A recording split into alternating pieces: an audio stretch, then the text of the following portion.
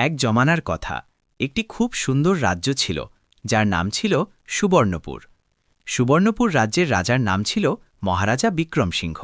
তার দুটি সন্তান ছিল, একটি ছেলে এবং একটি মেয়ে। বড় ছেলের নাম ছিল রাজকুমার অর্জুন এবং ছোট মেয়ের নাম ছিল রাজকুমারী রিয়া। মহারাজা বিক্রম সিংহের দুটি স্ত্রী ছিল। রাজকুমার অর্জুন মহারাজার প্রথম স্ত্রী মহারানী গীতার সন্তান ছিলেন। মহারানী গীতার দেহান্ত অর্জুনের জন্মের সময়ই হয়ে গিয়েছিল। এরপর মহারাজা বিক্রম সিংহ দ্বিতীয় বিয়ে করেন মহারানী কমলার সঙ্গে, যিনি রাজকুমারী রিয়ার মা ছিলেন। মহারানী কমলা বিয়ের পর রাজকুমার অর্জুনকে নিজের ছেলে মেনে খুব ভালোবেসে মানুষ করেছিলেন। অর্জুনও তাকে নিজের সগা মায়ের মতোই ভালোবাসতেন এবং সম্মান দিতেন। যখন রাজকুমারী রিয়ার জন্ম হল, তখন পুরো প্রাসাদে আনন্দের ঢেউ দৌড়ে গেল। রাজকুমার অর্জুন, যিনি তখন ৮ বছরের ছিলেন, তার ছোট বোনকে খুব ভালোবাসতেন। তিনি সব সময় তার খেয়াল রাখতেন এবং তাকে ভালোবেসে গুড়িয়া বলে ডাকতেন। এই পরিবার খুব সুখী ছিল। মহারাজা বিক্রম সিংহ রাজ্যের ব্যবসা সামলাতেন এবং প্রজাদের দেখভাল করতেন। প্রাসাদে প্রতিদিন আনন্দ উদযাপন করা হতো। কিন্তু যেমন বলে, সুখ সবসময় থাকে না। যখন রাজকুমারী রিয়া ৭ বছরের হয়েছিল এবং রাজকুমার অর্জুন ১৫ বছরের, একদিন মহারাজা বিক্রম সিংহ এবং মহারানী কমলা রাজ্যের অন্য অংশে যাচ্ছিলেন। পথে তাদের পালকি একটি বড় গরুর গাড়ির সঙ্গে ধাক্কা খায়। এই দুর্ঘটনায় দুজনেরই মৃত্যু হয়। এই খবর শুনে পুরো প্রাসাদে শোকের ছায়া নেমে আসে। রাজকুমারী রিয়া মাত্র ৭ বছরের ছিল। সে খুব কাঁদল এবং ভেঙে পড়ল। কিন্তু রাজকুমার অর্জুন তার ছোট বোনকে জড়িয়ে ধরে বললেন যে তিনি সবসময় তার পাশে থাকবেন এবং কখনো তাকে একা ছাড়বেন না। এখন প্রাসাদে শুধু ২ ভাই বোনই রয়ে গেল। মহারাজার ভাই এবং পরিবারের অন্য সদস্যরা তাদের নিজেদের সঙ্গে রাখার প্রস্তাব দিলেন, কিন্তু রাজকুমার অর্জুন তা প্রত্যাখ্যান করলেন। তিনি বললেন যে তিনি নিজের বাবার প্রাসাদেই থাকবেন এবং রাজ্যের ব্যবসা সামলাবেন। কিছুদিন পর একদিন মহারানী কমলার শৈশবের বান্ধবী সুমিত্রা দেবী তার ৩ সন্তান নিয়ে প্রাসাদে এলেন। তার স্বামীর মৃত্যু হয়ে গিয়েছিল এবং থাকার কোনো জায়গা ছিল না। রাজকুমার অর্জুন তাদের প্রাসাদেই থাকার অনুমতি দিলেন। সুমিত্রা দেবীর ৩টি মেয়ে ছিল। বড় মেয়ের নাম মীনা, মাঝেরটির নাম কমলা এবং সবচেয়ে ছোটটির নাম পূজা। মীনা খুব সুন্দরী ছিল এবং সময় যত গড়ালো, রাজকুমার অর্জুনের তাকে পছন্দ হতে লাগল। মীনাও তাকে ভালোবাসতে লাগল। যখন রাজকুমার অর্জুন ২৫ বছরের হলেন, তখন তার সঙ্গে মীনার বিয়ে হয়ে গেল। রাজকুমারী রিয়া তখন ১৭ বছরের ছিল। সে তার ভাইয়ের বিয়েতে খুব খুশি ছিল। বিয়ের দিন সে অনেক সাজসজ্জা করেছিল এবং রাজকুমার অর্জুন বারবার বলছিলেন যে তার প্যারি বোনকে কারো কুনজর না লাগে। কিন্তু হয়তো সত্যি কুনজর লেগে গেল, কারণ সেই দিনের পর থেকে রাজকুমারী রিয়ার জীবন বদলে যেতে লাগল। মীনার ছোট বোন পূজা ও রাজকুমারী রিয়ার সঙ্গে গুরুকুলে পড়ত। রাজকুমার অর্জুন দুজনেরই একই গুরুকুলে ভর্তি করিয়েছিলেন। সুমিত্রা দেবীর বড় ছেলে, যে কমলার ভাই ছিল, সে দূর দেশে থাকত এবং মায়ের কোনো সাহায্য করত না। তাই সব দায়িত্ব রাজকুমার অর্জুনের ওপর এসে পড়ল। সুমিত্রা দেবী রাজকুমারী রিয়াকে পছন্দ করতেন না। তিনি প্রতিটি কথায় তাকে ছাড়তেন। রানী মীনার ব্যবহারও রিয়ার সঙ্গে ভালো ছিল না। সে রিয়াকে অর্জুনের সঙ্গে কথা বলতে দিত না। রাজকুমার অর্জুন রাজ্যের ব্যবসায় ব্যস্ত হয়ে পড়েছিলেন এবং বোনের জন্য সময় বের করতে পারতেন না। এখন রাজকুমারী রিয়ার জন্য একমাত্র সহায় ছিল পূজা। পূজা তার বান্ধবী হয়ে গিয়েছিল। দুজনে একই ঘরে থাকত এবং প্রতিটি কথা একে অপরের সঙ্গে শেয়ার করত। রিয়া যখন দুঃখী হতো, তখন পূজা তাকে সান্ত্বনা দিত। তাদের বন্ধুত্ব দিন দিন গভীর হতে লাগল। একদিন পূজা বলল সে একটি ছেলেকে পছন্দ করে এবং তার সঙ্গে বিয়ে করতে চায়, কিন্তু সেই ছেলে তাকে কোনো গুরুত্ব দেয় না। রাজকুমারী রিয়া তাকে বোঝালো যে যদি সেই ছেলে তাকে পছন্দ না করে, তাহলে সম্পর্ক জোর করে হয় না। কিন্তু পূজা মানল না। গুরুকুলের পরীক্ষা কাছে ছিল, কিন্তু রানী মীনা এবং সুমিত্রা দেবীর ব্যবহার রিয়ার সঙ্গে আরও খারাপ হতে লাগল। তারা তাকে সারাদিন প্রাসাদের কাজ করাত এবং রাজকুমার অর্জুনের সামনে মিষ্টি ব্যবহার করত। রাজকুমারী রিয়া কিছু বলত না, কারণ সে চাইত না যে ভাই এবং ভাবির মধ্যে ঝগড়া হোক। রাজকুমার অর্জুন তার বোনকে খুব ভালোবাসতেন এবং এটা সহ্য করতে পারতেন না যে কেউ তাকে কিছু বলে। তাই রিয়া প্রায়শই চুপ করে থাকত। একদিন পূজা রিয়াকে বলল যে সে তার পছন্দের ছেলের সঙ্গে দেখা করে তাকে বিয়ের জন্য রাজি করিয়ে দিক। রাজকুমারী রিয়া মানা করল যে তারা এখনও কম বয়সের এবং যদি ভাই জেনে যান তাহলে খুব রাগ করবেন। কিন্তু পূজা জিদ করল এবং বলল যে যদি রিয়া না যায় তাহলে সে নিজের প্রাণ ত্যাগ করবে। রাজকুমারী রিয়া বাধ্য হয়ে গেল। সে তার বান্ধবীকে বাঁচাতে চেয়েছিল। সে ভয়ে ভয়ে সেই ছেলের সঙ্গে দেখা করার প্রতিশ্রুতি দিল। পূজা তাকে একটি সরাইখানায় ডেকেছিল, যেখানে সেই ছেলে দেখা করতে আসার কথা ছিল। রাজকুমারী রিয়া ঘাবড়ে ঘাবড়ে সেই সরাইখানায় পৌঁছাল। সেই সময় সরাইখানা এমন জায়গা ছিল যেখানে যাত্রীরা আসা যাওয়ার সময় থামত, কিন্তু হঠাৎ সেখানে রানী মীনা এবং সুমিত্রা দেবী এসে পড়লেন। তারা রিয়াকে জোর করে প্রাসাদে নিয়ে গিয়ে রাজকুমার অর্জুনের সামনে তার চরিত্রে দোষারোপ করল। সুমিত্রা দেবী বললেন যে রাজকুমারী রিয়া প্রতিদিন তার প্রেমিকের সঙ্গে দেখা করে এবং আজ তারা নিজেরা তাকে ধরে ফেলেছেন। রাজকুমারী রিয়া কাঁদতে কাঁদতে বলতে লাগল যে সে নির্দোষ, কিন্তু সুমিত্রা দেবী এবং রানী মীনা সেই প্রমাণ দেখিয়ে দিলেন যা তারা সরাইখানায় জোগাড় করেছিলেন। তারা কয়েকজনকে সাক্ষী হিসাবে ডেকেছিলেন যারা মিথ্যা সাক্ষ্য দিল। রাজকুমার অর্জুনের মুখ রাগে লাল হয়ে গেল। রাজকুমারী রিয়া ফরিয়াদ করতে লাগল যে সে পূজার কথায় গিয়েছিল, কিন্তু রাজকুমার অর্জুন বিশ্বাস করলেন না। প্রথমবার রিয়া তার ভাইয়ের চোখে নিজের জন্য ঘৃণা দেখল। তারপর পূজাকে ডাকা হলো। রাজকুমারী রিয়া আশা করছিল যে সে সত্য বলবে, কিন্তু পূজা উল্টে বলল যে সে তো পাঠায়নি, রিয়া মিথ্যা বলছে। রাজকুমারী রিয়া অবাক হয়ে গেল। সে বারবার বলতে লাগল যে পূজাই তাকে পাঠিয়েছিল, কিন্তু পূজা একটানা বলতে লাগল যে সে তো শুধু সত্য বলছে। সেই মুহূর্তে রিয়ার মনে হলো যেন তার পায়ের নিচে থেকে মাটি সরে গেল। সে বুঝতে পারছিল না যে এই মা মেয়েরা তার সঙ্গে এমন করছে কেন। হয়তো তাদের কোনো পরিকল্পিত ষড়যন্ত্র ছিল, অথবা হয়তো এজন্য যে রাজকুমারী রিয়া মহারাজার অর্ধেক সম্পত্তি এবং রাজ্যের অর্ধেক মালকিন ছিল, এবং তারা চাইছিল যে সেই সমস্ত সম্পত্তি তাদের হাতে আসুক। তখনই রাজকুমার অর্জুন রাগে রিয়ার বাঁ ধরলেন এবং তাকে প্রাসাদ থেকে বের করে দিলেন। তিনি বললেন যে আজকের পর থেকে সে তার কাছে মৃত। তিনি বললেন যে রিয়া সেই ছেলের সঙ্গে বিয়ে করে নিক যার সঙ্গে সে লুকিয়ে লুকিয়ে দেখা করে। তিনি বললেন যে রিয়া আজকের পর কখনো এই প্রাসাদে ফিরে আসবে না। রাজকুমারী রিয়া কাঁদতে লাগল এবং বলতে লাগল যে ভাই তাকে এভাবে প্রাসাদ থেকে বের করে দেবেন না। সে তার বোন, তার রিয়া। কিন্তু রাজকুমার অর্জুন তাকে বাইরে বের করে দিয়েই দরজা বন্ধ করে দিলেন। রাজকুমারী রিয়া দরজায় ধাক্কা দিচ্ছিল এবং কাঁদতে কাঁদতে হালকান হয়ে গিয়েছিল। সে বারবার বলছিল যে ভাই দরজা খুলে দিন, সে একেবারে নির্দোষ, সে কিছুই করেনি। কিন্তু রাজকুমার অর্জুনের তাতে একটুও দয়া হচ্ছিল না। হঠাৎ খুব জোরে বৃষ্টি শুরু হলো। রাজকুমারী রিয়া পুরোপুরি ভিজে গিয়েছিল। বৃষ্টি এত জোরে ছিল যে মনে হচ্ছিল যেন সারা বছরের বৃষ্টি আজই বর্ষা হচ্ছে। সে বারবার বলছিল যে ভাই সে এত রাতে কোথায় যাবে। তাকে তো জানা আছে যে তার ছাড়া এই দুনিয়ায় তার কেউ নেই। রাজকুমারী রিয়া প্রায় 1 ঘণ্টা ধরে দরজার সামনে দাঁড়িয়ে কাঁদতে লাগল। এই সেই বৃষ্টি ছিল যা থেকে সে প্রায়শই খুশি হতো, যা তাকে সবসময় পছন্দ ছিল। কিন্তু আজ এই বৃষ্টি তাকে কাঁটার মতো বিঁধছিল। আজ তার ভাই তার উপর ভরসা করেনি। সেই ভাই যে তাকে সারা জীবন এত ভালোবেসেছে, আজ সেই তার জন্য অচেনা হয়ে গেল। এসব ভাবতে ভাবতে রাজকুমারী রিয়া সেখান থেকে চলে গেল। তাকে জানা ছিল না যে সে কোথায় যাবে। সে হাঁটতে হাঁটতে চলেছে। হাঁটতে হাঁটতে সে অজানা পথে পড়ে গেল। এই পথগুলো যার সম্পর্কে সে কিছুই জানত না। তাকে জানাই ছিল না যে তার গন্তব্য কোথায় এবং তাকে কোথায় যেতে হবে। এক চাচা ছিলেন যিনি গ্রামে থাকতেন, কিন্তু রিয়া কখনো গ্রামে যায়নি এবং না কখনো তার সঙ্গে দেখা করেছে। এত রাতে সে কোথায় যাবে? সে এসব ভেবে ভেবে অস্থির হচ্ছিল যে কেউ কি আপনজনের সঙ্গে এমন করে। তার মনে অনেক চিন্তা আসছিল। তখন তার মনে হলো যে হয়তো রাজকুমার অর্জুন তার সগা ভাই নন। যদি সগা ভাই হতেন তাহলে কখনো তার সঙ্গে এমন করতেন না, কারণ তাদের মা এবং তার মা আলাদা ছিল। তখন মনে পড়ল যে বাবা তো একই ছিলেন, তাহলে রাজকুমার অর্জুন তার সঙ্গে এমন কেন করলেন? হাঁটতে হাঁটতে রাজকুমারী রিয়া এক অজানা জায়গায় পৌঁছে গেল, যেখানে চারদিকে শুধু ক্ষেত আর ক্ষেত। তার পা ব্যথা করতে লাগল। হাঁটতে হাঁটতে হঠাৎ তার পা পিছলে গেল এবং সে পড়ে গেল। সে অনেক চেষ্টা করল যে সে দাঁড়িয়ে উঠবে, কিন্তু তার পায়ে খুব ব্যথা হচ্ছিল।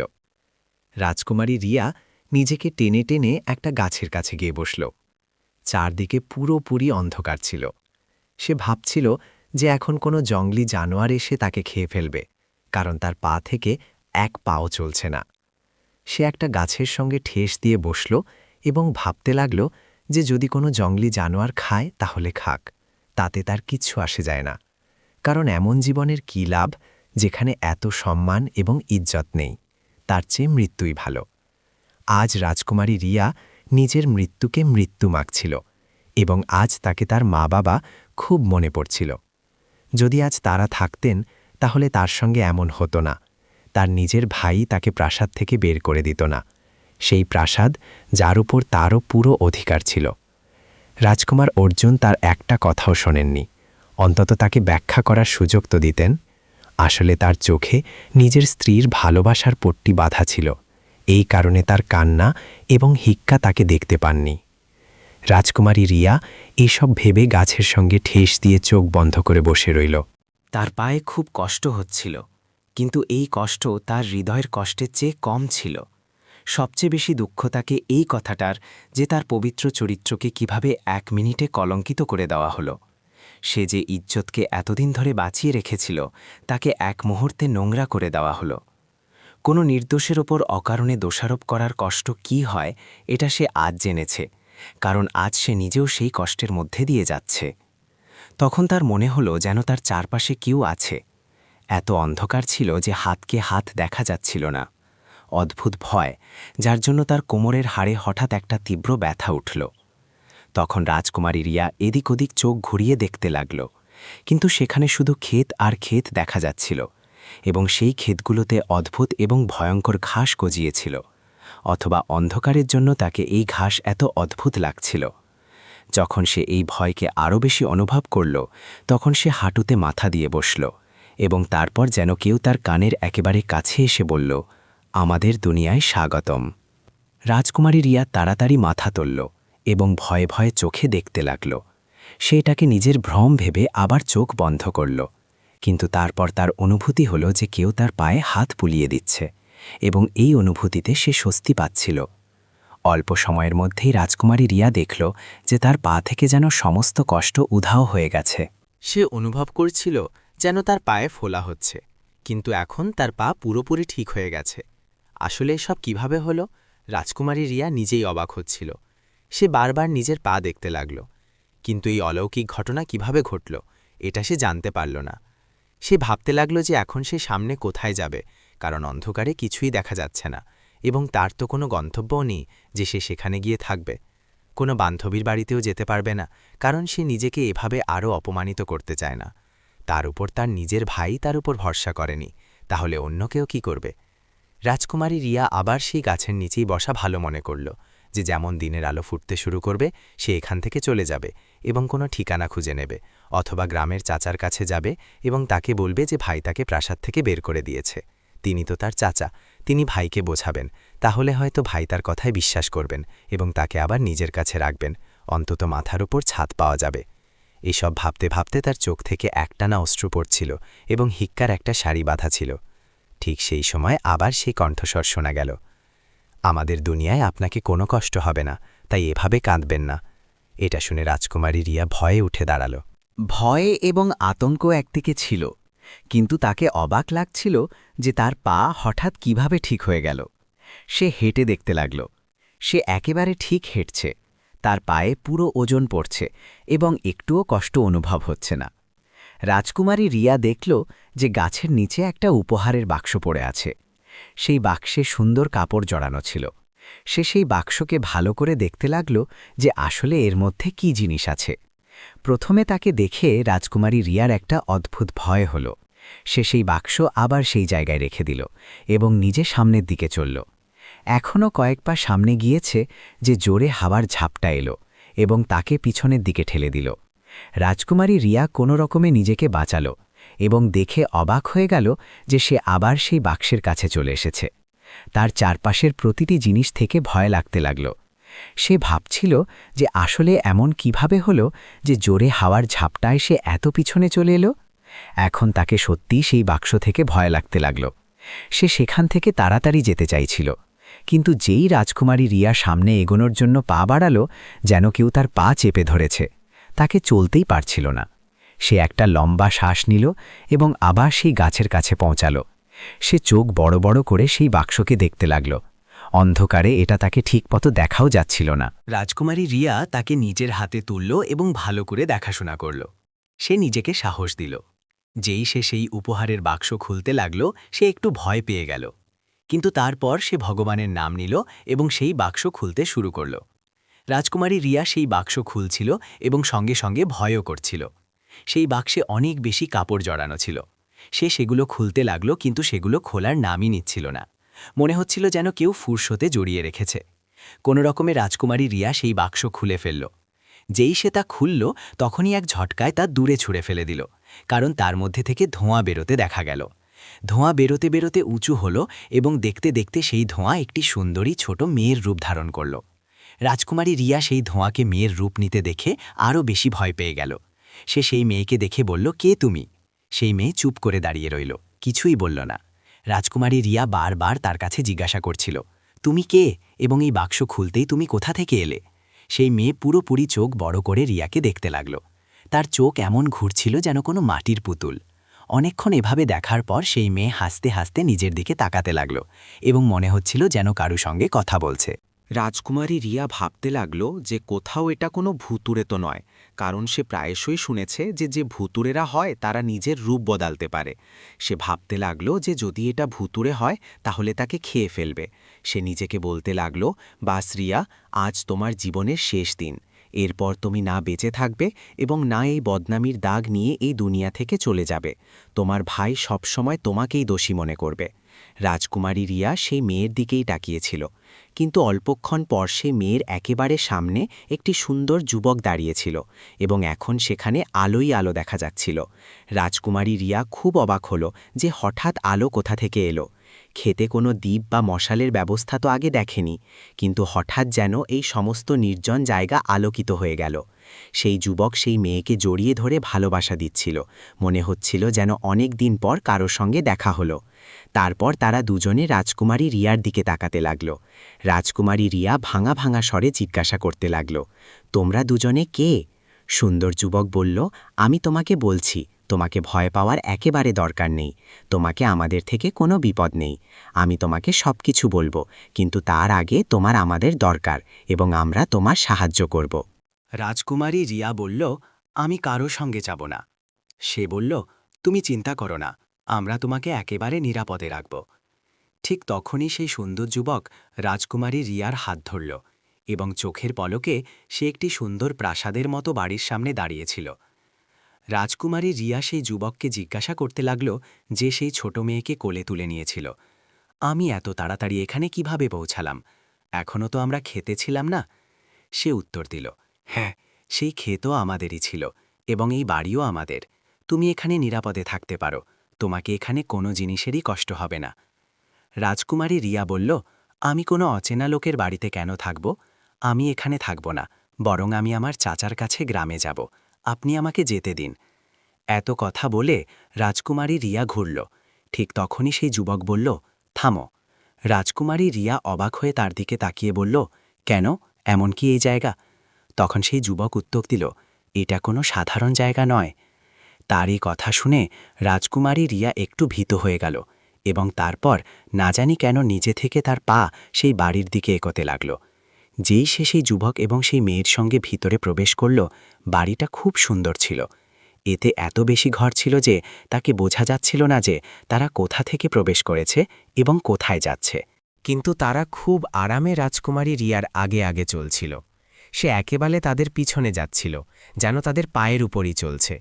তাকে এই বাড়িতে কাউকে দেখা যাচ্ছিল না। রাজকুমারী রিয়া এদিক ওদিক তাকাতে তাকাতে বলল, আপনাদের বাড়িতে আর কেউ নেই? যুবক বলল, না, সবাই বাড়িতে আছে। রাজকুমারী রিয়া উত্তর দিল, আমাকে তো এখানে এই বাড়িতে কেউ দেখা যাচ্ছে না। তখন সেই যুবক বলল, ভয় পাওয়ার দরকার নেই, সামনে এসো। রাজকুমারী রিয়া তার সঙ্গে সামনে চলল। তখন সে নিচের দিকে নামতে লাগল। এটা হয়তো তার বাড়িতে তৈরি ভূগর্ভস্থ কক্ষ ছিল। সেই ভূগর্ভস্থ কক্ষের সিঁড়িগুলো খুব অদ্ভুত, গোল গোল তৈরি ছিল। নিচে নামতে নামতে রাজকুমারী রিয়ার মাথা ঘুরতে লাগল। যখন সে সিঁড়ি নেমে নিচে পৌঁছাল, তখন তার এত ঘোর লাগল যে সে হঠাৎ পড়ে গেল। তারপর যখন আবার তার চোখ খুলল, তখন সে দেখল যে তার চারপাশে অনেক লোক দাঁড়িয়ে আছে। কিন্তু এরা অদ্ভুত ধরনের লোক ছিল। তাদের চেহারা ভয়ঙ্কর ছিল। তারা কালো রঙের কাপড় পরেছিল। তাদের চেহারা দেখে রাজকুমারী রিয়া ভয় পেয়ে গেল। তাদের কালো রং, লম্বা লম্বা নখ এবং বড় বড় দাঁত ছিল। সে তাদের দেখেই ভয় পেয়ে গেল যে এরা কেমন লোক। যুবক বলল, এরা সব আমার কবিলার লোক। সে রাজকুমারী রিয়াকে সাহস দিল এবং বলল, ভয় পাওয়ার দরকার নেই। এরা তোমাকে কোনো ক্ষতি করবে না। তখন সেই ভয়ঙ্কর চেহারার লোকেরা রাজকুমারী রিয়াকে ফুলের মালা পরাতে লাগল। সে এটা দেখে অবাক হয়ে গেল যে সে আসলে কি করেছে যে এরা এভাবে তার স্বাগত জানাচ্ছে।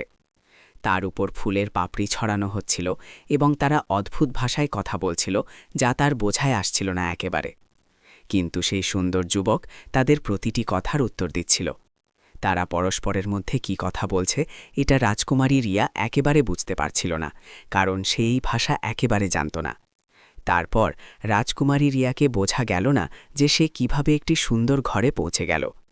এই ঘরটা এত সুন্দর ছিল যে তাকে দেখে তার হুঁশ উড়ে গেল। পরের মুহূর্তেই ঘরে দুটি সুন্দর এবং খুবসুরত মেয়ে প্রবেশ করল। তাদের হাতে নানা রকম খাবার ছিল।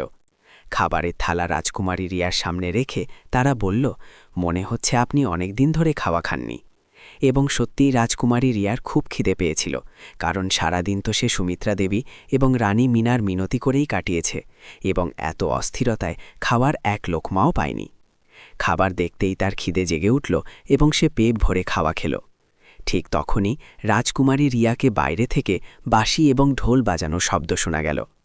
সে উঠে যেই বাইরের দিকে বেরোল, এটা একটা হলের মতো ঘর ছিল, যেখানে সেই সুন্দর যুবক একটা বড় চেয়ারে বসেছিলেন এবং তার সামনে বাঁশি এবং ঢোল বাজানো হচ্ছিল এবং অনেক সুন্দরী মেয়েরা নাচ করছিল।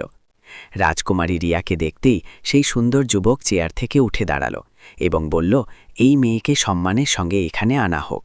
ঠিক তখনই দুটি সুন্দরী মেয়ে রাজকুমারী রিয়াকে ধরে সেখানে নিয়ে গেল, যেখানে সেই যুবক এবং একটি সুন্দরী স্ত্রী বসেছিলেন। মাঝে সেই ছোট মেয়ে ছিল, যে বাক্স থেকে বেরিয়েছিল। রাজকুমারী রিয়াকে একপাশে বসিয়ে দেওয়া হলো। সেই যুবক কোনো রাজার মতো লাগছিল এবং সবাই তাকে সেইভাবেই সম্মান করছিল। তিনি জোরে কণ্ঠস্বর তুলে বললেন, এই সেই মেয়ে যে আমাদের সুখ ফিরিয়ে দিয়েছে, সেই সুখ যা আমরা বছরের পর বছর পাইনি। এই মেয়ে সেই কাজ করেছে যা আমাদের জন্য অসম্ভব ছিল। রাজকুমারী রিয়া অবাক ছিল যে সে আসলে কি করেছে। তখন সে বলল, তুমি অনেক জিজ্ঞাসা করছিলে না যে আমি কে? আমি জিনদের রাজা, এরা সব আমার প্রজা। এটা শুনে রাজকুমারী রিয়ার হৃদয়ে ভয়ের ঢেউ দৌড়ে গেল। কি এটা? জিন?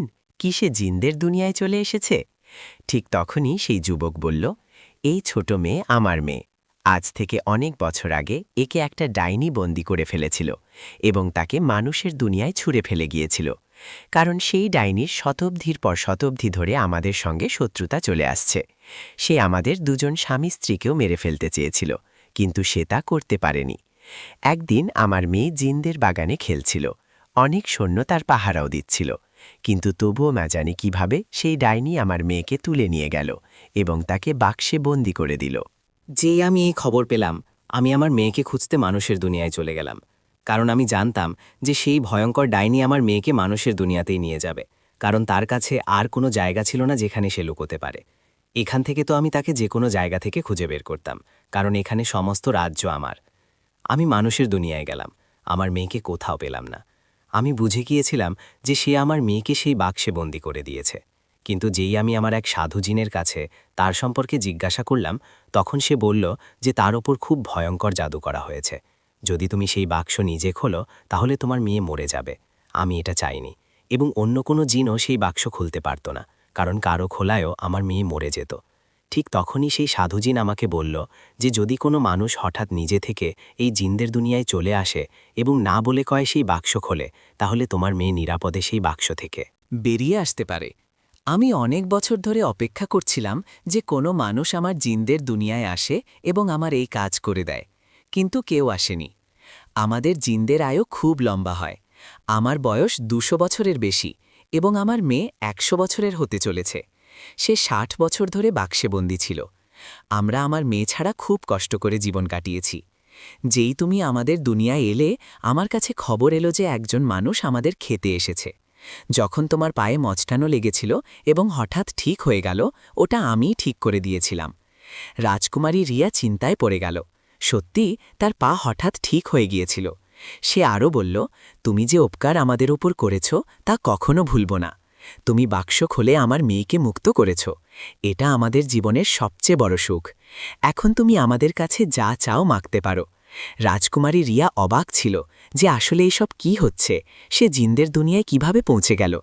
ঠিক তখন তার সঙ্গে বসা সুন্দরী স্ত্রী, যিনি তার স্ত্রী ছিলেন এবং জিন ছিলেন, সে বলল, মানুষ বলো তোমাকে কি পুরস্কার চাই?